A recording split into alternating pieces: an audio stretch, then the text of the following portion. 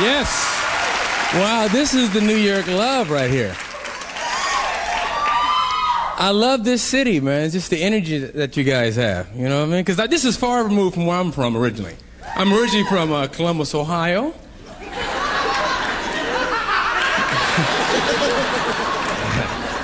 Wow.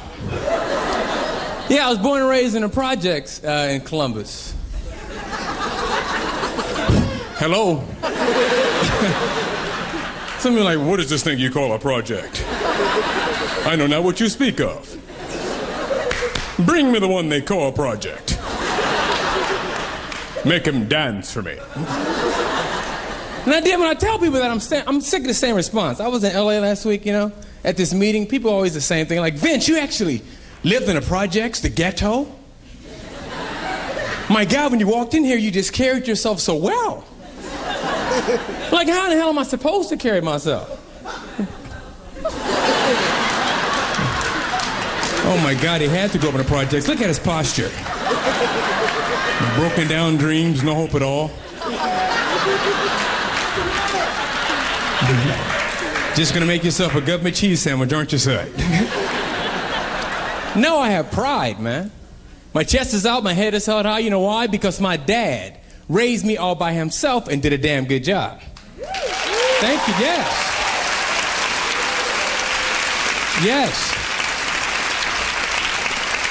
I mean, that right there is virtually unheard of. A small black boy being raised in a project all by himself by a white man. You don't find that. It's very odd.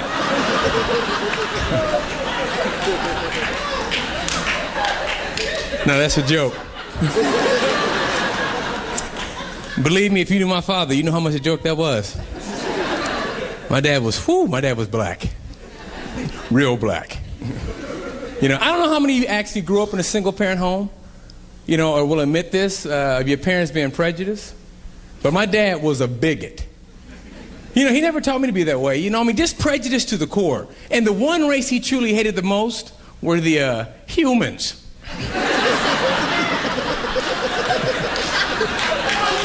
Right? Just did not like him at all. Always complaining. And being bilingual, you never knew what he was going to say because he spoke English and profanity constantly. Right?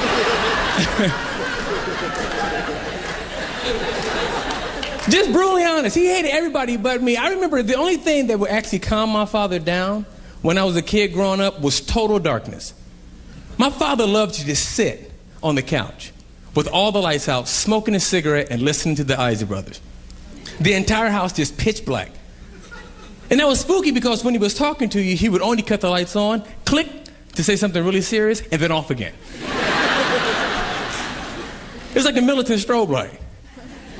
I'm like, Dad, I got a new friend. His name is Weasel. Can he come over and play? Click. Unless his parents call him that, ain't no damn weasels coming to my house. Son, I am too old for nicknames. Click. But sometimes it wasn't even that. Dad, can I keep the car out tonight past midnight? Click. Click.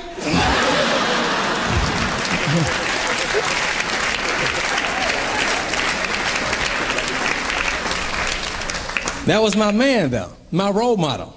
I'm lucky enough to have a role model. I'm proud. Because a lot of kids in the hood have no dads. Instead of idolizing the pimps, the drugs, the thugs, and whatever, we need to get real, true role models to come back to these hoods and talk to these kids. But just talk to them on the street level, they understand. Pull up, what's up, player? Yeah, you want to be like me, huh? I get naked bitches every day. He's like, wow, you're an OG? Nah, I'm an OB-GYN. Stay in school.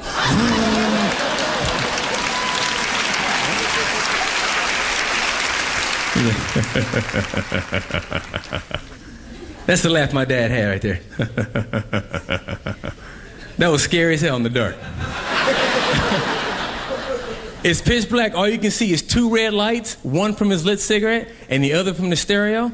So automatically you're like face to face with the devil himself with the lazy eye.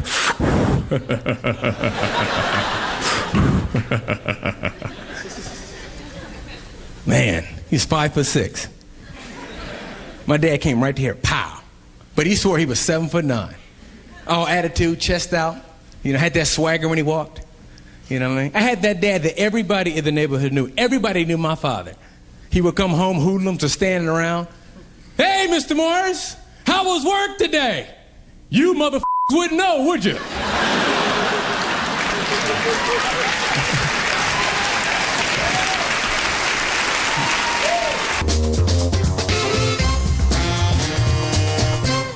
Every single day, it just seems like I'm surrounded by ignorance, and no one else sees it but me. You ever feel like that?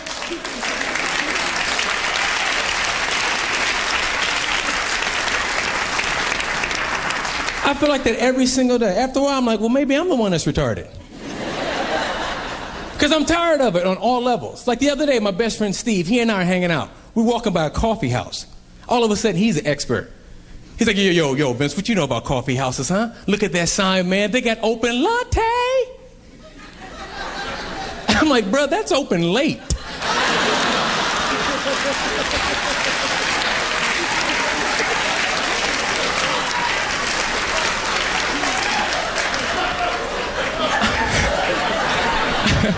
I'm like, if you want a latte, you need an extra tea. He's like, man, I don't like tea, I like coffee. That right there is a pet peeve of mine. When I hear people mispronounce words, I'm not talking about slang. Everybody has slang. I don't care if you're black or white. I'm talking about people my age blatantly messing up the English language.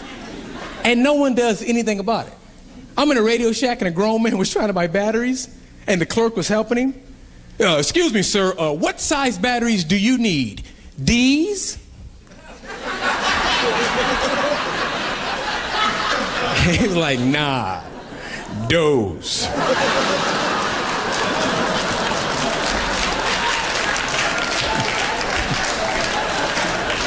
I want them over there, damn it.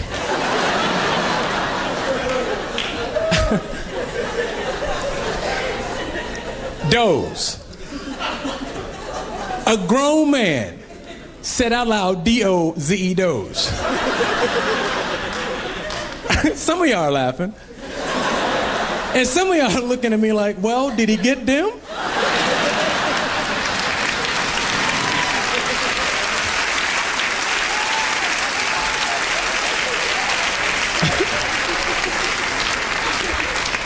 Did he get them? Which ones did he buy? I mean, that amazes me, and it should amaze you as well. If a word begins with a TH, you have people my age pronouncing them with the D, duh. Instead of them, them. Instead of those, dozer. Give me this and put that right over there. Right where? Right there. Put her D-E-R.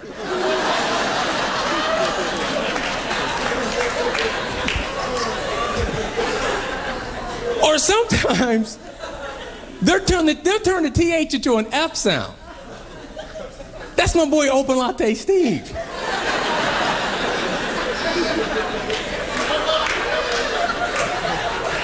Steve, where you vacationing this weekend? Oh, dog, down south.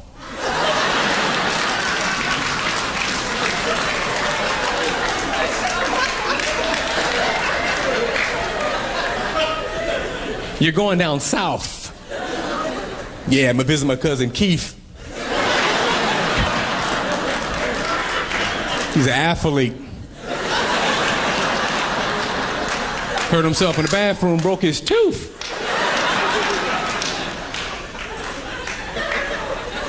Both of them.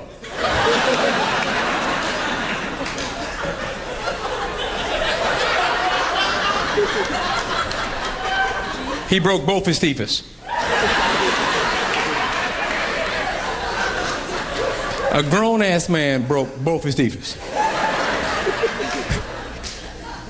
If you are an upright walking human being on this planet, and you walk into a dentist's office, and you have the nerve to yell out, "Hey, doc, I think I broke both my teeths." He should go, "That's exactly what should have happened to you, sir." But here's the thing you have to realize. The majority of black people do not talk like that. That's just the ignorance that society wants you to believe. And believe me, it's not like white people don't say crazy, unacceptable things in public, too. You know, like, get back in the trailer! You should never say that. No. Damn it, stop touching your sister like that, you know? Yes.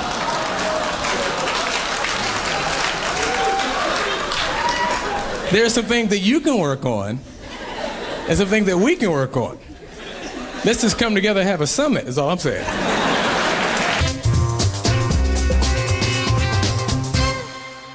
Words are very, very powerful. You have to respect words. Some words are actually illegal to use. No First Amendment when it comes to these words. A cop schooled me. He's like, you know what, Vince? It's against the law for you to yell rape or fire in a public place. That's a felony. I can take you to prison. You take me to prison for that? Mm-hmm. I'm starting to think, I'm like, that's crazy, officer. What do you mean? I'm like, I can yell any other word I want. I can yell, nigga, at the top of my lungs. You will skip right by this joint.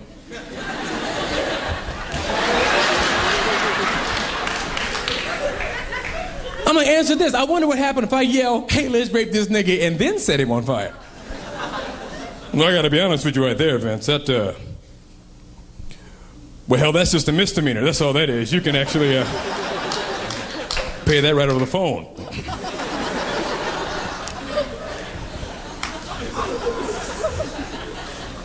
Look at your faces. That word was just uncomfortable. Totally uncalled for. Rape.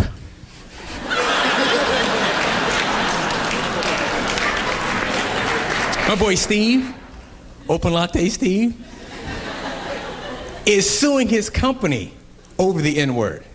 Actively trying to sue his company over the N-word. He called me up a couple of months ago mad. Vince, I heard the N-word used in the break room today, dog. I'm suing him. I'm taking him to court. What you think, dog? Bro, you're retarded. I'm like, get real, Steve. You cannot sue anybody over the word nigga. You hear that word in rap songs every single day. I'm like, how can you sit there and get mad over the word when you dance into it?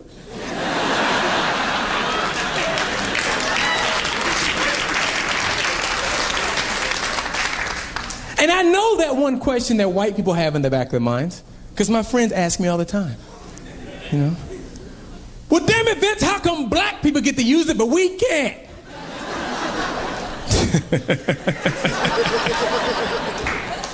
I don't know.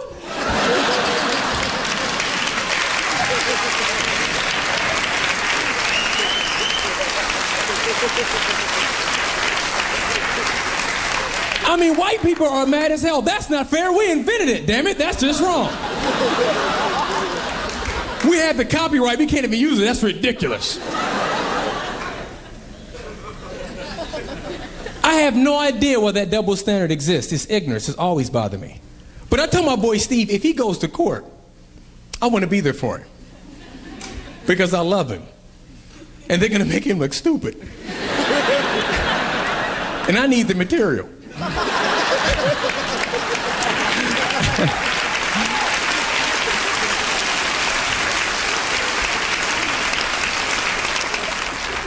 I mean, other ethnic groups of people do not call each other derogatory names. You don't hear that. Asians don't call each other gooks. You've never heard two Mexicans, ah, you wetback, ah.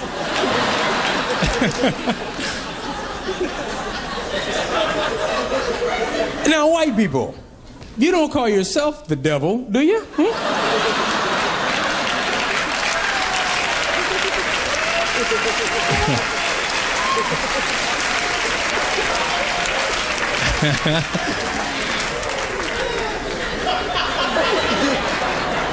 Some of y'all are with me.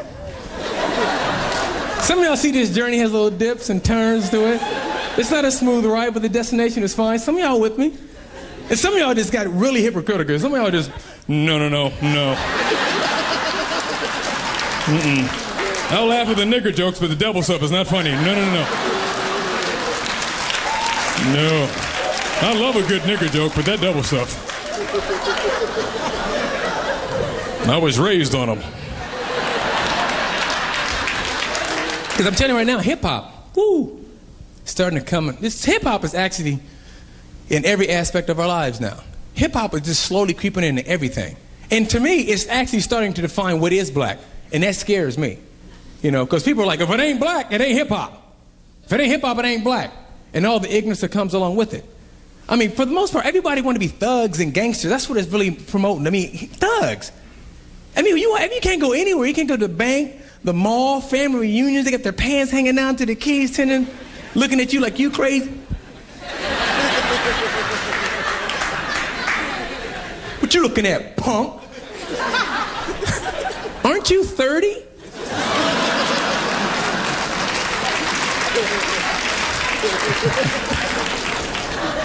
I didn't even know this, but apparently you cannot even be a thug unless your head is at a 45-degree angle. We just need to get our stuff together as people. I'm all about being positive. There's nothing wrong with that. But don't confuse what I'm saying. I'm not trying to stand here and preach love and harmony like we can all get along because I don't want to get shot. Yeah, ha ha ha. That's where people would draw the line. You ever notice that? In the history of mankind, anyone that's ever had a message of love and harmony, gone. Think about it. JFK, pow. Martin Luther King Jr., pow. Malcolm X, pow. Medgar Evers, pow. Gandhi, pow. Jesus. Everybody.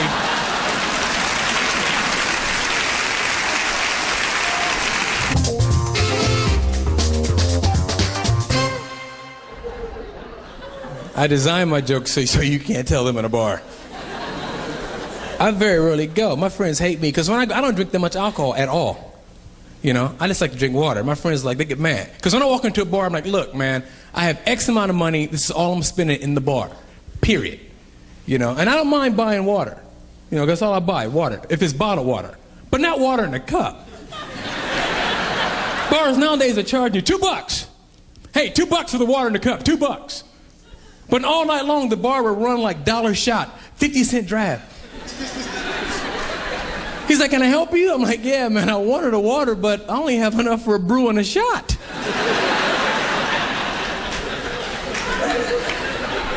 I'm becoming an alcoholic because I'm poor.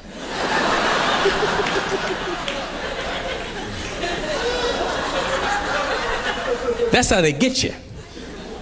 You driving home, woo! Smells like you've been drinking alcohol. This wouldn't have happened if I had an extra 50 cents on me.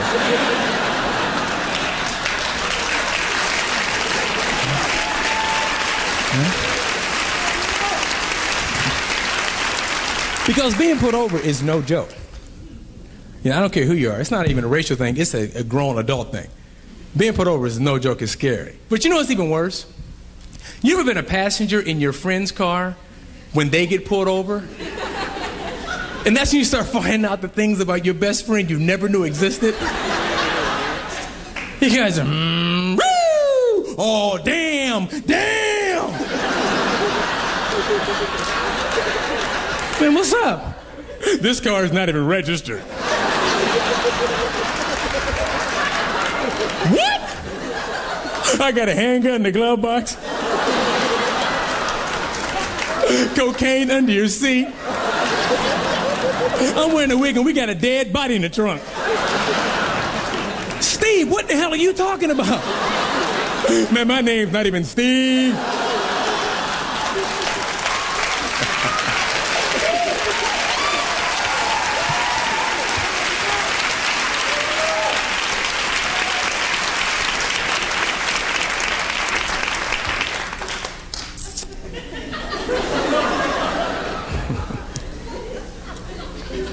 Click. Good night.